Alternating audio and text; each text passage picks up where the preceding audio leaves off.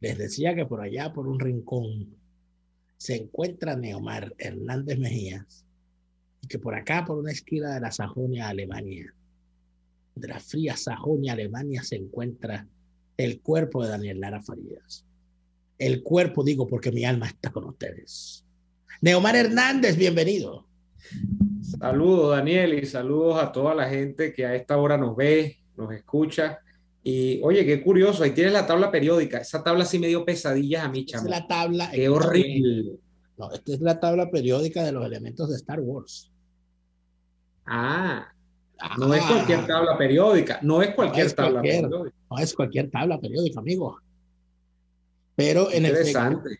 a mí no me dio mucho que hacer la tabla periódica porque yo soy bachiller en humanidades. Yo la vi en noveno grado con mi profesor, un muy buen profesor de química que tuve llamado Adán Ávila, fue mi profesor de química en noveno grado en el Colegio Santo del Ángel. No tuve problemas con la química. Claro, tuviste química hasta tercer año, nada más. Nada más tercer año. No O tuve sea, un problemas solo con año, porque química sí, se ve en tercer año, nada más. Un solo año, ¿viste? se ve en tercer año y en cuarto año y en quinto año, ¿no? Cuando, exacto, pero pues, si para los que son en humanidades, solo un año, porque es en noveno. Los que nos fuimos por humanidades, la vimos en noveno y no la vimos más, igual que la física. Yo salí huyendo, bueno, yo quería estudiar humanidades de todas, pero de quien yo salí huyendo fue de la física. Oye, la A mí física. me gustaba la física. Ahora, la química se complicaba a veces y lo que nunca pasé, chamo, fue la matemática, porque en física, tú sabes que los problemas en física remiten a situaciones que pueden parecer reales, o sea, te dicen, mira, si de repente una persona que estaba haciendo parapente viene a una velocidad de no sé cuánto, ¿a qué velocidad aterrizará tendrá cuando pise, cuando termine de pisar tierra, ¿no? Después de sobrevolar a tantos metros de altitud, ese tipo de cosas, o sea, un avión, o sea, te habla de cosas que son tangibles.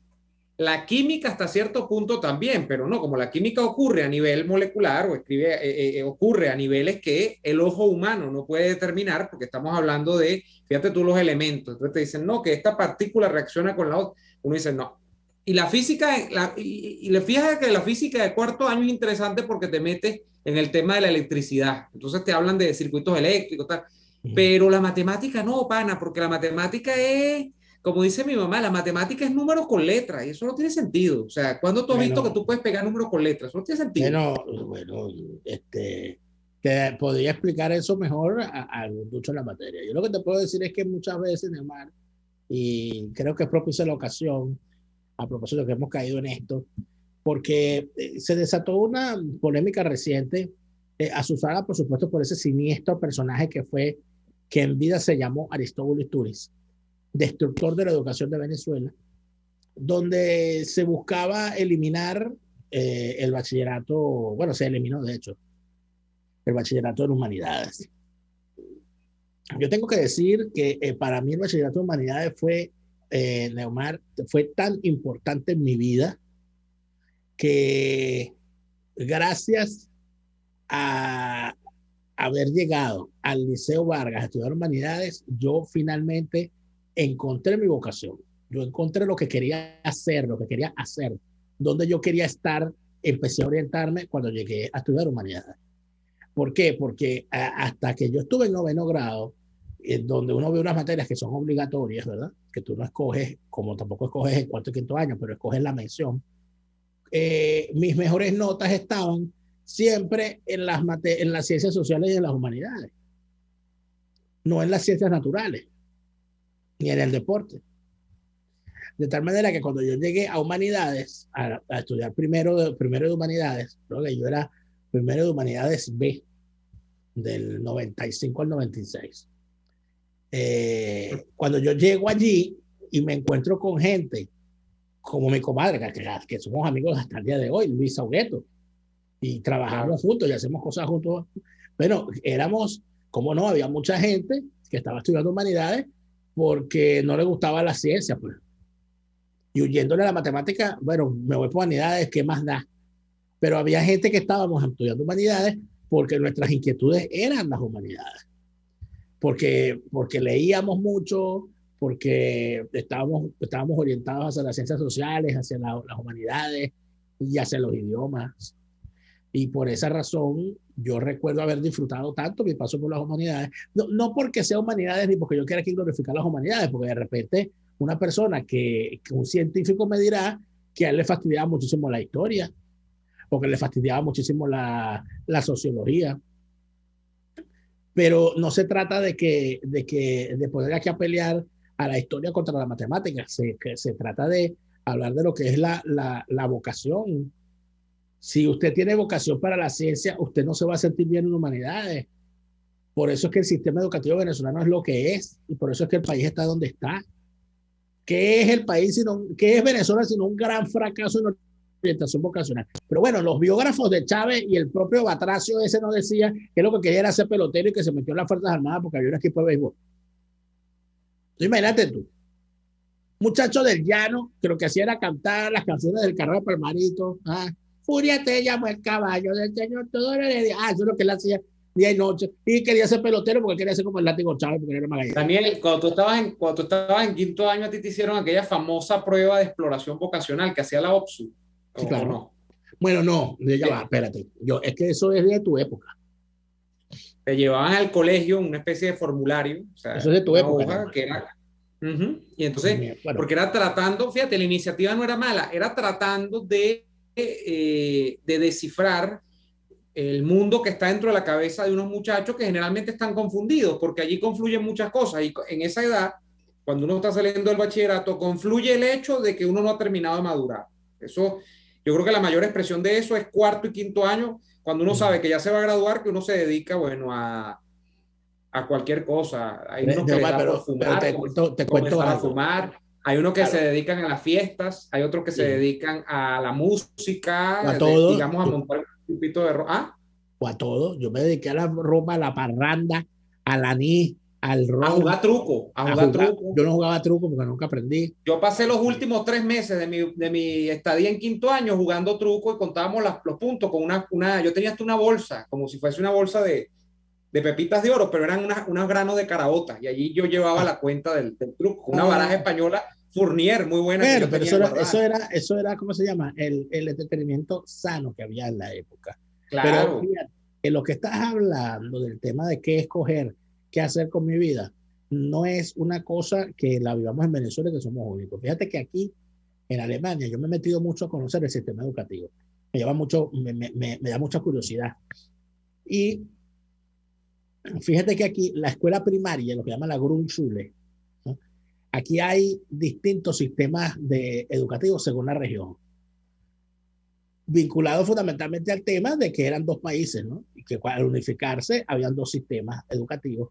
Pero para que tú veas, el sistema educativo del este, del comunismo, no fue completamente derribado porque no era del todo malo. Era estructuralista, como llaman los expertos, ¿no? Era una cosa... ahí, de conductista. Es el sesgo marxista, ¿no? El estructuralismo es un sesgo marxista. Pero no era del todo malo, inclusive se demostraba su eficiencia y quedó en algunos sitios. Fíjate, aquí te ponen la gran institución, dos de las más grandes instituciones alemanas, el Kindergarten.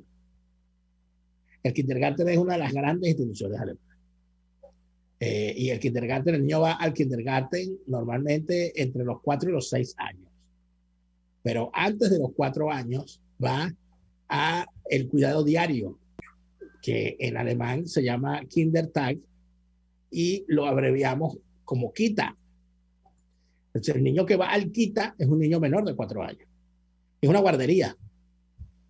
Y son públicas. Y públicas, pero eso de público alguien lo paga, ¿no? Y siempre hay cosas que pagar y hay cuestiones donde lo pagan los impuestos de la gente. El padre paga, no, bueno, hay un pago que a ti te dan entonces en tu trabajo porque tú pagas. Siempre hay un dinero por allí flotando que tú ves que es para las cuestiones destinadas a la educación, ¿ok? Pero siempre con el impacto lo suficientemente mínimo como para que nadie pueda decir yo no voy a la escuela porque no tengo con qué pagarlo. Eso no va a ocurrir jamás. El estudio es obligatorio, los niños estás obligado. Si tienes un niño, estás obligado a que el niño esté inscrito en una escuela. Es un delito no inscribir a un niño en una escuela, ¿ok? Para que sepa. Luego viene, del niño va al kindergarten, después del kindergarten viene. Y todo eso se planifica. Cuando una mujer sale embarazada, al momento que la mujer sale embarazada, ya se está planificando cuál es el quita cercano a donde ella va a tener a su hijo y el kindergarten que le toque y la grunchura y todo lo demás. Para que tú veas lo que es la planificación. En el primero, segundo, tercer y cuarto grado es la primaria, que es lo que se llama aquí la Grundschule, hasta cuarto grado. A partir de quinto grado viene lo que vendría a ser la secundaria, ¿no? Pero dependiendo de la región donde estés, puede llamarse Oberschule o puede llamarse Realschule o lo que sea, pero es a partir del quinto grado. De quinto grado hasta el quinto año, que llamaríamos nosotros, ¿verdad? Cuando tú llegas al noveno, a la novena clase, el sistema, no tú, el sistema dice, muy bien, fulanito, usted para los últimos 2 años, usted va a estudiar en un gimnasio. ¿Qué es un gimnasio? Es un liceo hecho para quien va a la universidad, para prepararte para ir a la universidad. O de repente dicen, usted los 2 últimos años va a ir a una Arbeitsschule, que es Berufsschule, que es una escuela de formación técnica para integrarte al mercado de trabajo. Lo que llamarían aquí en Venezuela un liceo técnico. Claro. ¿Qué pasa? Que el sistema te dice, Neomar Hernández, mire, usted el año que viene se va a inscribir en la Berufsschule tal, ya tú sabes que te toca, pero de repente tú querías ser periodista y tú dices, pero si yo no quiero estudiar periodismo, yo quiero ir para el gimnasio. Y entonces tú vas para casa, tu mamá llorando y dices, mamá, mira, no me quieren dejar, no me quieren dejar ir para el gimnasio. Me mandaron a hacer el bachiller técnico. Entonces tu mamá va a hablar con los orientadores a decirle, mire, mi hijo en realidad lo que quiere hacer es esto, él quiere estudiar periodismo, yo lo apoyo y yo quisiera que él estudiara en un gimnasio y te van a dar un criterio y te van a decir con las notas que tiene su hijo y con todos los comportamientos y su conducta y tal y las evaluaciones que hemos hecho, nosotros no creemos en que él pueda con el gimnasio. Imagínate. Y su mamá que lo quiere usted mucho, se va a poner terca y va a decir, no, mi muchacho, él va a ser periodista, porque él va a ser como Neomar Hernández. Y entonces los orientadores van a decir, bueno, está bien, bajo su criterio y su riesgo, vamos a modificar esto y vamos a inscribir al muchacho en un gimnasio. Y bueno, y ahí ya estás a tu suerte, te tienes que ir bien, porque si te va mal es culpa de tu mamá. Entonces, eso es un sistema bueno. O sea, pero al final, Daniel, sí, al final no te lo imponen, sino que es una recomendación hecha encarecidamente, o sea, de que recomendación hecha por expertos. Claro. Hecha por expertos que además saben el pensum que tú vas a tener que afrontar y dicen, mira, es que va a haber materias en las que no va a pie con bola o no sé qué, eso es lo que, pero te dejan al final de cuentas tomar la decisión, a ti o a tu representante, ¿no? Sí, sí, claro, porque siempre va a haber un margen de libertad. Porque si no es una imposición. También, también podría pasar que tú hagas tu bachiller técnico y vayas y consigas un trabajo y después que tienes ese trabajo, tú quieras estudiar una carrera. Y vas y estudias tu carrera con los apoyos económicos para estudiarla que puedas obtener, si tienes las edades para tal fin, ¿no? Aquí es normal y tradicional, aquí hay un sistema educativo donde te dan muchísimas opciones. De repente terminaste el bachillerato y quieres hacer, tú quieres ser mecánico, ¿no? De vehículos. Por supuesto, en un país como este eso es muy importante. Aquí en cada esquina hay un mecánico de vehículos, ¿no? Electromecánica, claro. Electromecánica. Es uno de los ¿por qué? Oye, porque, bueno, el país de la Mercedes-Benz, de la BMW, de la Volkswagen, tú me dirás, ¿no? La cantidad de trabajo que hay aquí, claro. La cantidad de trabajo que hay, ¿no? La demanda de trabajadores que hay por todo el país, ¿no? Estamos hablando de una cosa gigantesca. Entonces, bueno, tú vas y haces lo que llaman un Ausbildung en mecánica automotriz. ¿Qué es un Ausbildung? Bueno, es un tipo de estudio en el cual tú eres formado en el sitio de trabajo, en la propia fábrica. Ahí tiene que haber un empleado que esté certificado como instructor, que es el que se va a encargar de tu formación teórica y práctica. Y tú vas a pasar 3 años en esa formación. En determinado momento ya empiezas inclusive a cobrar como trabajador, porque eres un trabajador aprendiz. Y la gran mayoría de estos puestos te ofrecen el puesto para cuando termines. Pues. Eso es una de las de los grandes éxitos de la educación alemana para la formación de personal técnico especializado. Pero volviendo al tema, cuando tenemos que hacer el corte, mientras tanto en Venezuela, tú cuando te graduaste de bachiller te sentías plenamente preparado para estudiar lo que decidiste estudiar. No, jamás. Y de hecho, me gustaría compartir algunas de las cosas que yo viví en esa etapa, que no es fácil, repito, porque para mí no, al menos para mí, no fue nada fácil. Esa cosa que dicen que es muy bonito pasar del colegio a la universidad o del liceo, en el caso de las escuelas de enseñanza superior públicas, a la universidad, para mí tiene o reviste algún componente incluso de trauma. O sea, eso no es fácil y Venezuela no te prepara ni en el sistema privado, en la mayoría de los colegios, ni en los sistemas públicos de educación para dar ese paso con calidad. Y por eso, Daniel, y por eso es que uno ve tanto chasco en la Universidad Central de Venezuela, con índices de repitencia tan altos, índices en la central no se puede hablar ni siquiera de deserción, porque en la central no hay elementos filtrantes para la gente que se queda pegada en una carrera, sino que más bien la universidad es hasta cierto punto alcahueta con el mal desempeño estudiantil de la gente en la mayoría de las carreras. Entonces no ocurre como en otras. Por lo menos en la Simón Bolívar, digamos que el elemento filtrante o el nivel óptimo de estadía de un estudiante está mejor asentado que en la central. Pero eso es una cosa que quisiera yo compartir a la vuelta del corte. Ya vamos a la pausa y venimos con más de Y Así Nos Va. Usted escucha Y Así Nos Va con Daniel Lara y Neomar Hernández, solo por RCR 750 AM. Puedes seguirnos en nuestras redes sociales. En Twitter, @RCR750, la radio que se ve. Atuplata.com.be, la cuarentena no los detiene. Siguen haciendo envíos desde los Estados Unidos a Venezuela, sin complicaciones. Además de eso, buscan tu carga en Tampa, Orlando y Miami sin ningún costo adicional. Sí, no tienes que moverte. Van hasta la puerta de tu casa y se encargan de todo. Tuplata.com.be, con promoción de servicio de pick-up gratis. Hasta en la cuarentena, tuplata.com.be. En los envíos te da la tarifa más baja y en el menor tiempo. En Arnamar contamos con una muy extensa gama de productos cosméticos de primerísima calidad para el cuidado personal de toda la familia. En Arnamar nos sentimos orgullosos de ofrecer tratamientos especiales para el cabello y para la piel tanto de adultos como de niños, bajo las más estrictas normas internacionales. Y en Arnamar siempre estamos innovando para satisfacer las exigencias de la calidad de vida de hoy. Arnamar Cosméticos, toda una vida dedicada al cuidado personal de la familia venezolana. Les estamos presentando Y Así Nos Va, cuando se tiene algo que contar, con Lara y Hernández, solo por RCR 750 AM. Muy bien, estamos de vuelta en Y Así Nos Va. Y estamos hablando hoy, mira, porque siempre hay un tema, ¿no? Que es detonante, dirían algunos, de conversaciones. Hoy fue el motivo de la misma, la franela de Daniel Lara y la tabla periódica que tantos recuerdos de tercero, cuarto año me trajo a la memoria.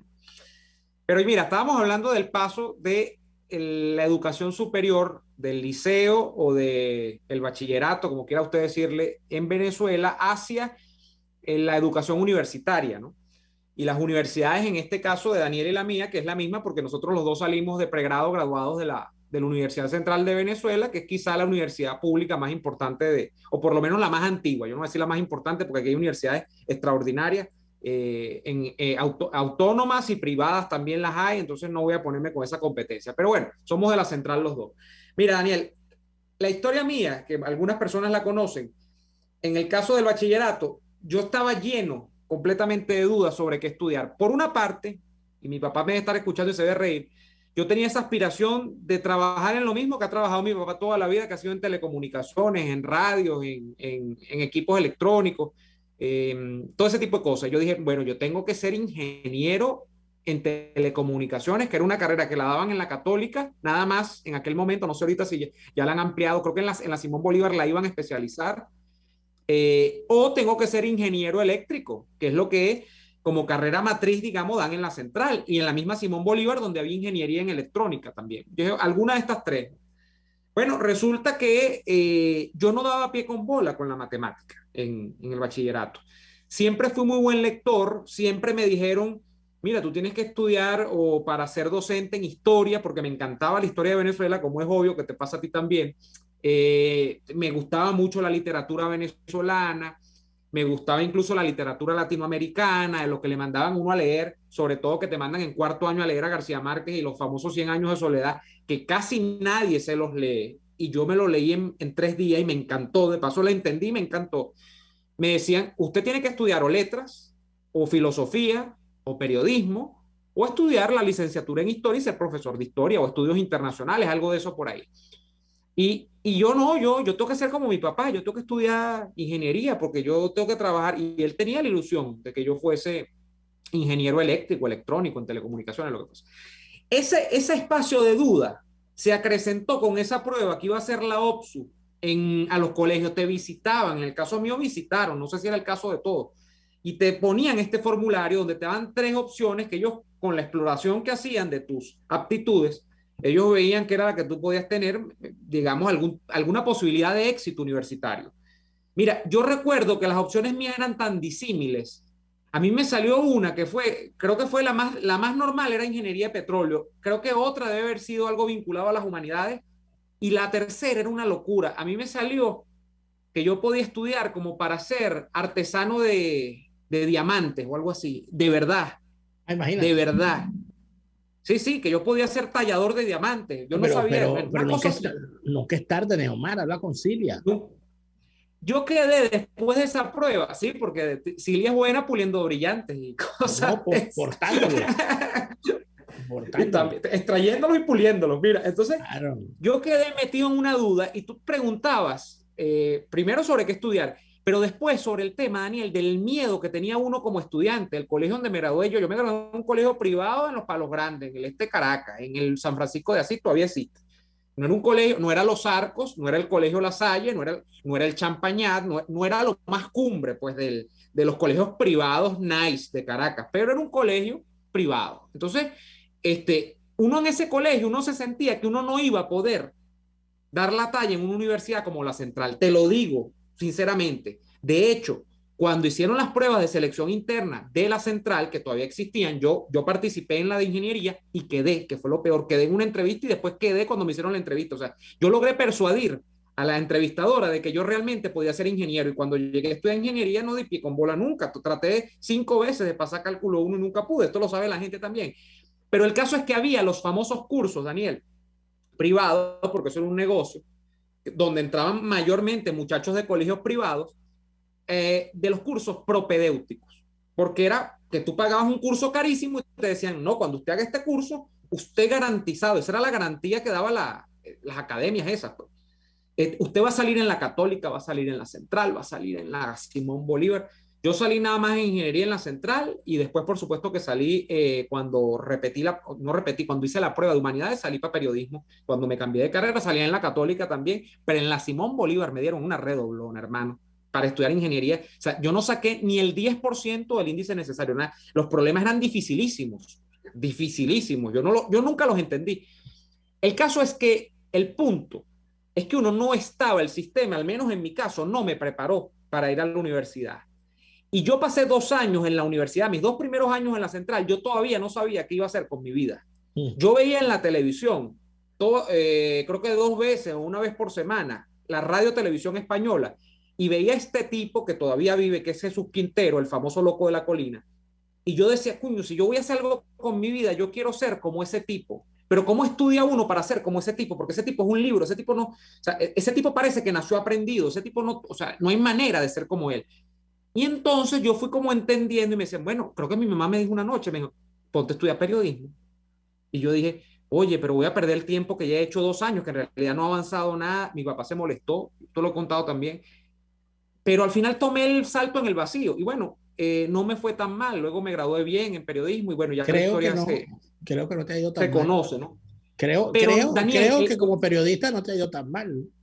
no me ha ido tan mal, no me puedo quejar, pero el caso es que conmigo compartió una generación de muchachos que estaban en las mismas. Hubo uno que se fue para estudiar después, terminó estudiando estudios internacionales, otro derecho, uno se fue para la escuela de idiomas, de ingeniería, te estoy hablando. O sea, caías en carreras. En algunos que estaban estudiando conmigo querían estudiar civil, ingeniería, me refiero. Yo quería estudiar eléctrica, nunca pude.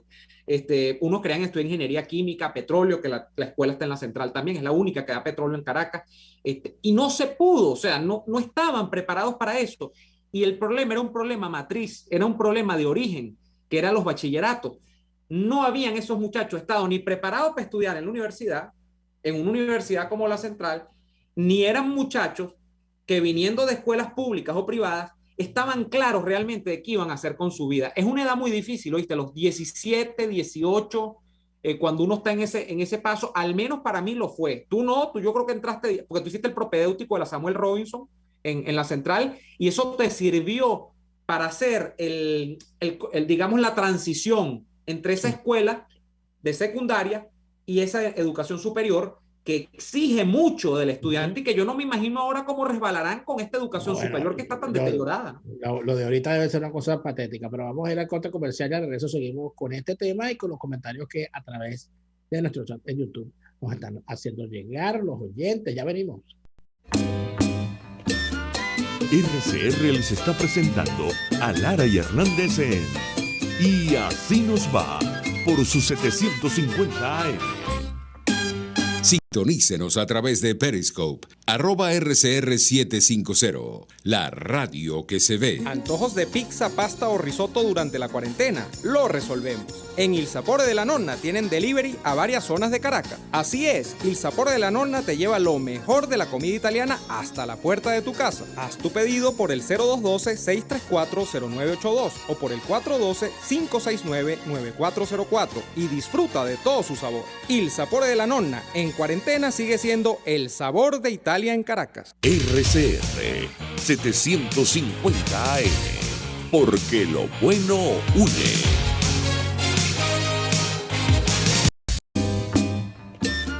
Estamos escuchando Y Así Nos Va con Lara y Hernández por RCR 750 AM. Seguimos en Y Así Nos Va, su programa favorito de las tardes radiales venezolanas. Aquí nos dice, bueno, muchísimos comentarios en nuestro chat en YouTube, cosa que nos ocurre y por eso es que yo le llamo tanto la atención a quienes hacen contenidos. La gente que hace contenidos asume que hablar de educación y de cultura es una cosa aburridísima, que hay que poner de fondo la música que usaba Arturo Larpietri, cruzar las piernas y poner las manos tocándose y decir mis amigos invisibles. A la gente no hay algo que le interese más al venezolano que la educación y el hecho cultural. No visto como la cultura institucional de ir al museo, de ir al teatro, que es bueno, por supuesto, que es parte de la cultura, sino del hecho cultural, de la actividad cultural, de todo eso que nos conforma como seres. Y tenemos una alta audiencia a esta hora y también muchísima participación. Por acá nos dice Petra Rodríguez, por ejemplo, nos dice: buenas tardes, queridos caballeros. Esto que ustedes comentan me hace recordar a mis hijos. Así mismo me pasó con mis hijos, pero gracias a Dios que son profesionales. Qué alegría me da escuchar.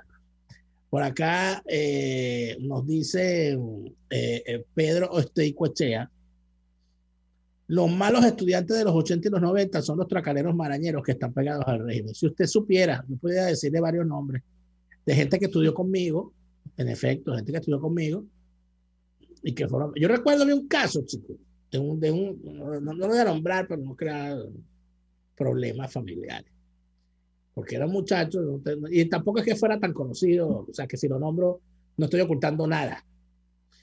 Pero yo recuerdo que había un muchacho que era muy amigo, era hijo de un señor que era muy amigo de mi mamá.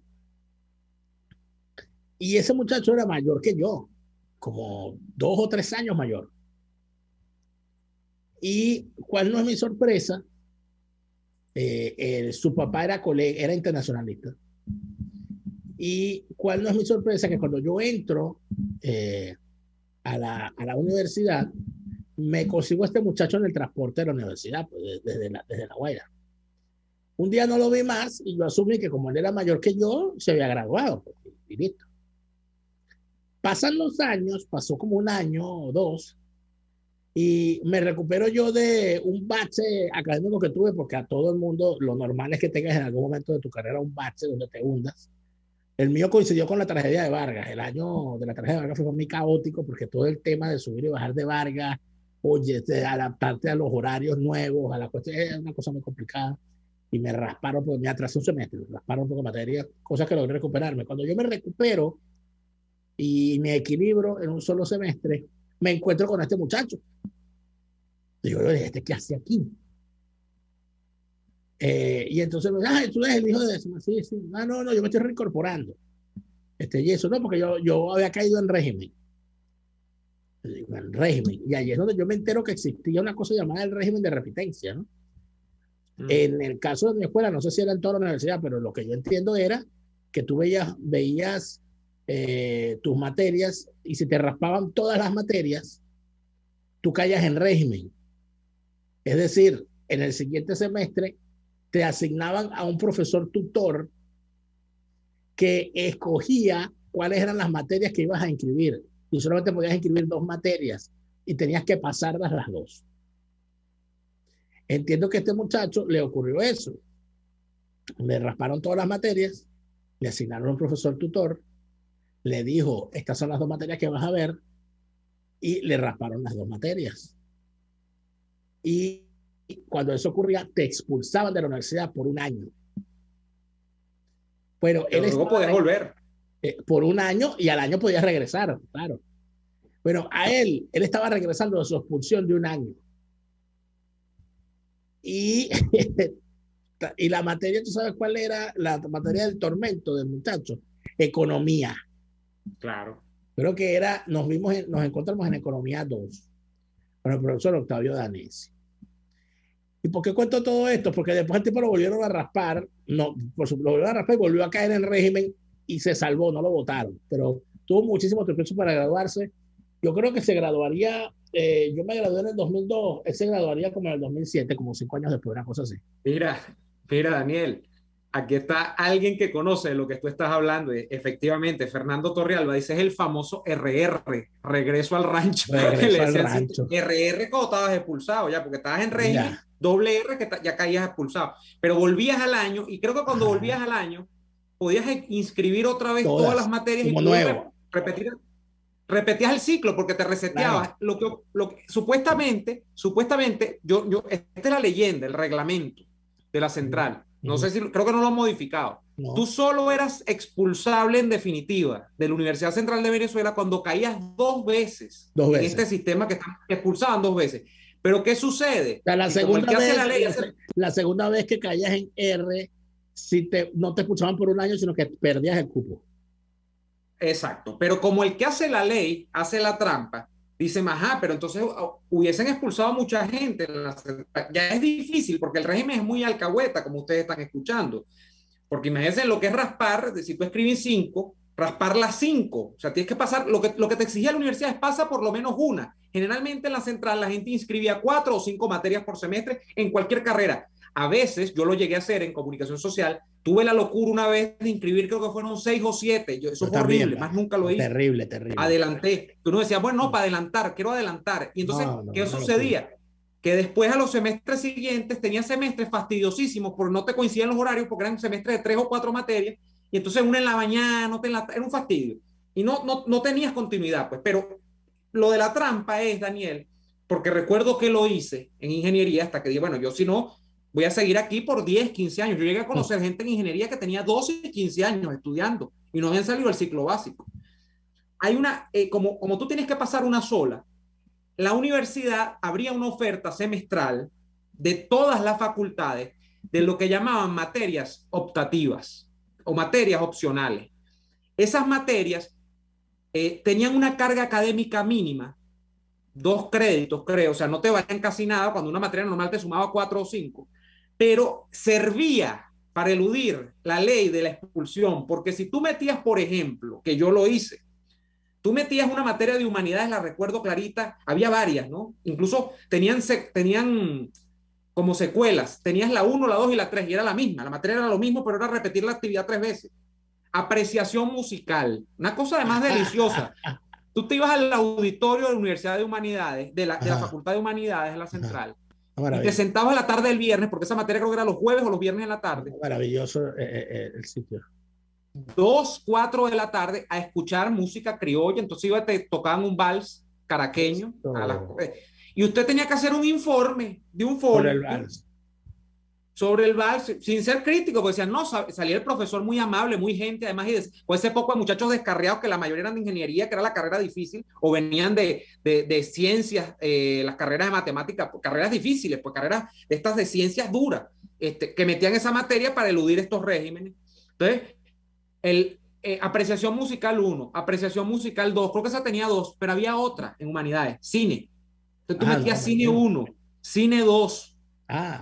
Yo llegué a meter una materia esa no la hice en ingeniería, esa ya la hice en comunicación, pero porque quería expandir mis horizontes. Yo llegué a ver filosofía pura en la Facultad de Humanidades, me puse a ver un semestre de filosofía, historia de la cultura.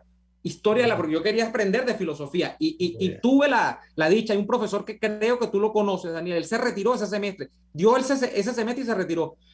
González Ordosgoiti, es un antropólogo extraordinario. El tipo llega, cuando yo lo veo dando esa clase, un tipo además muy gente, dice, tienen la dicha, porque me estoy retirando después de 25 o de 29 años de dar clase en la universidad, este es mi último semestre, y yo agarré esa clase y la aproveché muchísimo, la disfruté muchísimo. Recuerdo que leímos un libro de historia de la cultura de Alfred Weber, el hermano, me imagino yo, de Max Weber, no sé. Pero eso, Daniel, te lo cuento, porque eso era una alcahuetería completa, y eso es lo que hace que la Universidad Central tenga unos regímenes de repitencia tan grandes. Bueno, pero es que la alcahuetería es nacional, porque fíjate, te contaba de este señor, ¿no? Que su pesadilla era la economía 2 y lo había raspado.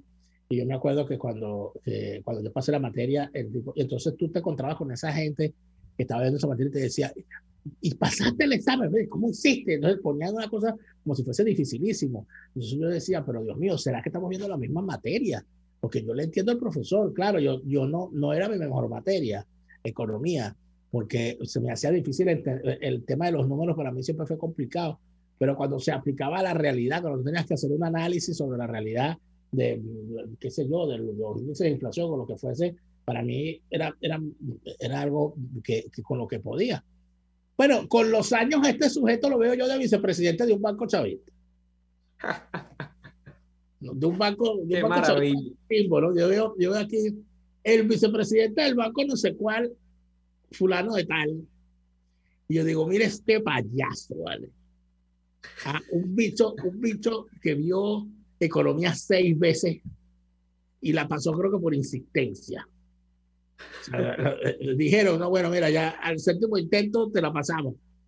Y yo dije, esto es una cosa insólita, ¿eh? Esto no tiene nombre. Y hay muchos casos así. Bueno, yo he contado 1000 veces el padecimiento de la hija de Chávez para graduarse, pero hay muchos casos así también. Yo recuerdo, y también la otra cosa de que el talento sin probidad es un azote. Uno de los más grandes, ¿tú te acuerdas cuando a Delcy Rodríguez no lo dejaban entrar a una reunión internacional del Mercosur y allá armó un escándalo y había un tipo que gritaba, el derecho de la mujer, tiene que dejarla entrar y tal? Pero ese triste personaje se llama Héctor Constante. Y para mí era bastante triste el caso de Héctor Constante, porque Héctor Constante fue el primero de su promoción. O sea, un tipo de que bueno, que sacaba 20 en todo. Era bastante copión, eso sí, ¿no? Lo llegué a ver copiándose de lo lindo, ¿no? Pero era esa gente que tenía la nota como una competencia. Y entonces veían aquello como que tener el 20 era importantísimo. ¿Para qué? Para terminar jalándole y lamiéndole las botas a Delcy Rodríguez. Qué cosa tan triste, tan fea, tan lamentable, ¿verdad?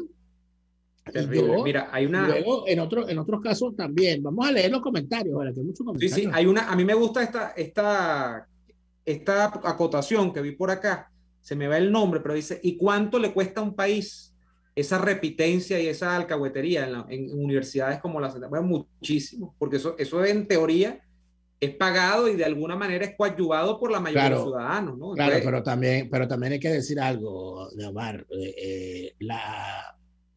Yo recuerdo cuando yo me fui a estudiar a la Central, mi abuela se preocupó, mi abuela paterna, se preocupó muchísimo. Y yo me acuerdo que le dijo a mi mamá, Xiomara, tú vas a dejar que ese muchacho se vaya para esa universidad con esos problemas, ahí se la pasan, esa gente no estudia, esa gente lo que hace es quema caucho y tira piedra. Porque esa era la fama que tenía la UCB en el año 97, amigos míos. La UCB tenía la fama por culpa de 100 mequetrefes, que quizás ni siquiera llegaban a 100, tenía la fama de que la universidad eran los encapuchados de los jueves. Elías Agua. Y entonces, exacto, y entonces estaba la fama, eso era la UCB. Y yo recuerdo que en ese año 97 se hizo un gran esfuerzo por el equipo rectoral, que por cierto lo encabezaba uno que después fue ministro del chavismo, Trino Alcides Díaz. Pero ahí estaba Giuseppe Janetti, estaba Karina Castillo, donde se hizo un gran esfuerzo para cambiar la imagen de la UCB, y allí se hicieron unos micros, ¿vale? Que quien lo conducía, que no está ni qué lástima me da el destino final que tuvo el reportero Javier García de RCTV. ¿Te acuerdas de Javier García? Que lamentablemente fue asesinado. Él era UCBista. Y él hizo unos micros sobre la vida del UCBista, lo que significaba estudiar en la UCB y tal. Y esos micros te los pasaban cuando tú entrabas o estabas aspirando a entrar a la universidad. Ese cambio de imagen, o sea, tú llegar a la UCB, donde te decían que lo que hacían era unos bichos tirar piedra, y tú llegar a la UCB y encontrarte con todo el universo que había, como no, si había unos bichos que eran unos repitentes eternos, pero eso no era la mayoría. La mayoría era los que nos graduábamos, la mayoría eran los que hacíamos vida académica, lo que estábamos, lo que buscábamos un rincón en el pasillo en los tiempos libres para seguir estudiando, o lo que llenábamos la biblioteca. Esos eran la mayoría no eran los Ricarditos. No. La mayoría no eran los dirigentes estudiantiles, la mayoría eran los que se graduaban, los que estudiaban de verdad. Claro. Y eso tú lo sabes. Aquí nos dice todo el mundo, no, caramba, se me perdió el mensaje. Que todo el mundo no tiene capacidad para ser estudiante universitario, profesor universitario. No es que todo el mundo no pueda, José Peralta, es que quizás no quiera. De repente una persona no quiere estudiar en una universidad, pues no le nace, no es lo de él. No, y hay oficios técnicos también. Muy bien, por ejemplo, hay oficios técnicos que son maravillosos, que se requieren, son bien remunerados y son iguales enaltecedores. Yo, por ejemplo, para ser piloto, tú no necesitas pasar por una universidad. Claro, o ser un técnico automotriz. A mí que me encanta la mecánica. Yo estoy empeñado en aprender mecánica y yo he estudiado periodismo y ciencias políticas y fíjate que no doy pie con bola todavía y es algo que realmente me interesa como área de conocimiento. Dice Hernán Hernández, dice algo bien interesante, que en Venezuela el que no estudió fue porque no quiso, por lo menos después de 1936. Yo estoy de acuerdo con eso. En Venezuela el que quiso estudiar, estudió. Eso lo decía mucho mi abuela, ¿oíste, Daniel? Porque cuando Chávez llegó, y vamos a ir al corte, cuando Chávez llegó y monta el cuento de la Bolivariana, que de hecho no es una construcción nueva, sino que toman aquel edificio de PDVSA, allá cerca de la ciudad universitaria, se hablaba de eso. No, es que aquí vamos a darle por fin oportunidades a la gente para que estudiara. Y mi abuela siempre sacaba referencia, en paz descanse, de familiares que no completaron los estudios. Y decía, eso es como no sé quién. Esa no estudió porque se puso a tener muchachos, o el otro porque era un flojo. El que no estudió es porque no quería estudiar. Eso siempre lo dijo mi abuela. Y es verdad, es verídico. El que quiere puede. Claro. El que quiere puede. Vamos al corte, ya venimos a la parte final de Y Así Nos Va. Escuchamos Y Así Nos Va con Lara y Hernández, porque la realidad no se tapa con un dedo. Solo por RCR 750 AM. Puedes seguirnos en nuestras redes sociales. En Twitter, @RCR750, la radio que se ve. Las pizzas de Il Sapore de la Nonna son de otro mundo. No las conseguirás en otra parte. ahora te ofrecen la pizza Foro Romano, una deliciosa pizza de mozzarella, pepperoni, parmesano y bordes de queso que te harán chuparte los dedos. Un coliseo de sabores que promete apoderarse de tu paladar, solo en Il Sapore de la Nonna. Visítalos en la Avenida Victoria, diagonal a la bomba de gasolina Guayana. Il Sapore de la Nonna, el sabor de Italia en Caracas. Atuplata.com.be, la cuarentena no los detiene. Siguen haciendo envíos desde los Estados Unidos a Venezuela, sin complicaciones. Además de eso, buscan tu carga en Tampa, Orlando y Miami sin ningún costo adicional. Sí, no tienes que moverte. Van hasta la puerta de tu casa y se encargan de todo. Tuplata.com.be, con promoción de servicio de pick-up gratis. Hasta en la cuarentena, tuplata.com.be. En los envíos te da la tarifa más baja y en el menor tiempo. Les estamos presentando Y así nos va, cuando se tiene algo que contar, con Lara y Hernández, solo por RCR 750 AM. Seguimos en la parte final de Y así nos va.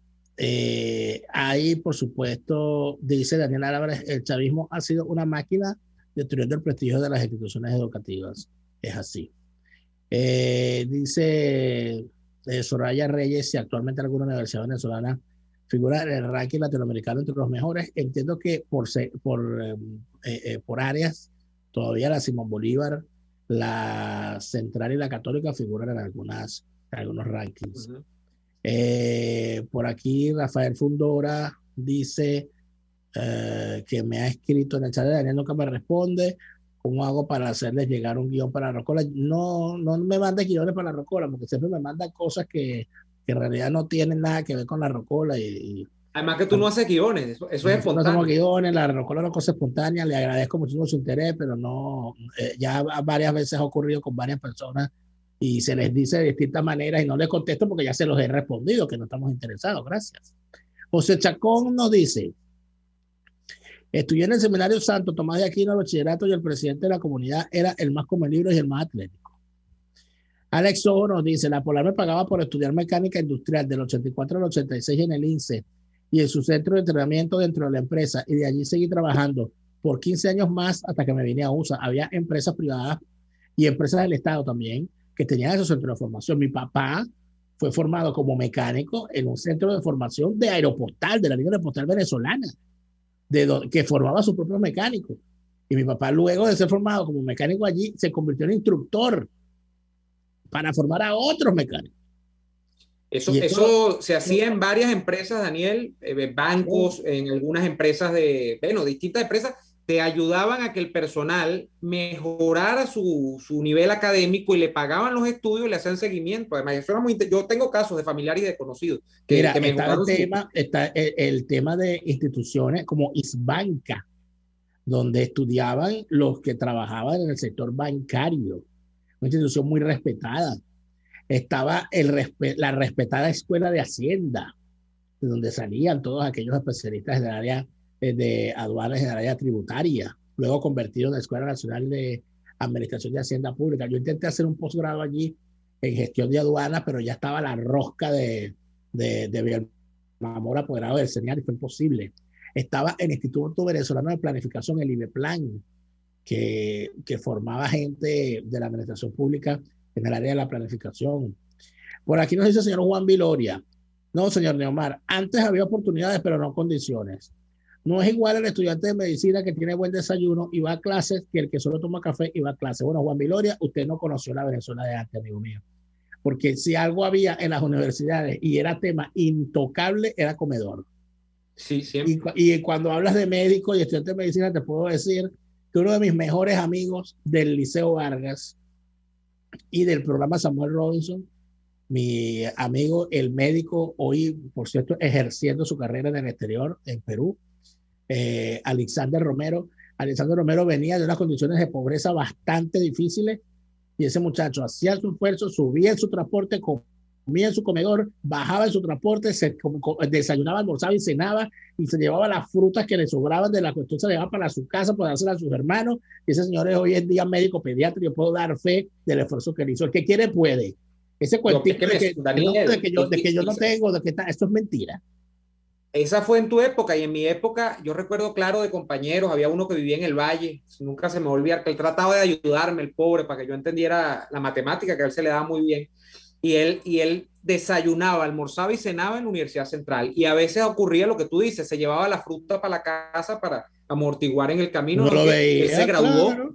él se graduó de ingeniero, hoy está fuera del país, hoy creo que está en la Argentina o por allí, y se graduó, y él siempre estuvo con el comedor que yo también, incluso yo sin tener necesidad, yo visitaba frecuentemente, por lo menos para el almuerzo a veces me quedaba para el comedor, pero sí era una cosa que funcionaba dentro de sus limitaciones. Había competencias, Daniel, el comedor, yo recuerdo compañeros míos del liceo que quedaron en la Simón Bolívar, porque los comedores de la Simón Bolívar, por supuesto que estaban en términos nutricionales y de la variedad por encima de los de la central. Que eso después se desarmó un poco. Claro, claro. Lo que pasa es que la población de la central era mayor. El comedor de la central era uno solo. Por supuesto, había una serie de situaciones allí, pero es una realidad. Había condiciones. Ahorita entiendo que la cosa debe estar caótica. Yo no me quiero ni imaginar. Sí. Por acá nos dice mucho que el INSE, también, por supuesto, el INSE, la gran institución que guiaba además a otras instituciones. La Electricidad de Caracas, que tenía su escuela de electricidad, los canales de televisión que tenían sus escuelas de formación de técnicos. Eso también pasaba. Y talleres actorales también, para la gente que se dedicaba. Todo lo demás. PDVSA tenía su universidad corporativa, el CIET, es correcto. Imagínate tú la gran cantidad de cosas que había. Aquí ¿Sabes que no tenemos tiempo? Se nos acabó el tiempo. No tenemos el tiempo. Aquí, ¿quién me está insultando? Aquí hay gente que me está insultando. ¿Por qué me insultan? ¿Por qué me insultan? Úsalo con tu mamá. No sé, aquí dice Víctor Iriarte. Falat de respeto y abusador, Lara Faría, usted estudió, usted es venezolano. Si soy venezolano y si estudié, y falto de respeto sí soy, sobre todo con la gente como usted que no sabe escribir. Saludos. Aquí nos dice la beca Mariscal de Ayacucho, o sea, todo eso. Nos encanta hablar de educación, y cuando hablamos de educación la gente se interesa, y el que quiera estar permanentemente hablando de política es porque es un enfermo mental. Vaya a tratarse y cúrese. Neomar Hernández, despídase. Nos vamos, hasta mañana. Gracias por estar acompañándonos allí. Nos reencontramos mañana en una nueva jornada de lucha por la opinión libre y la información transparente. Hasta entonces. Por hoy termina Y Así Nos Va. Síganos en Twitter en @YASÍNOSVA, @DeLaraF y @NeoAdolfo. RCR 750 AM. RCR presentó Y Así Nos Va, una producción nacional independiente de Neomar Hernández, certificado número 25178.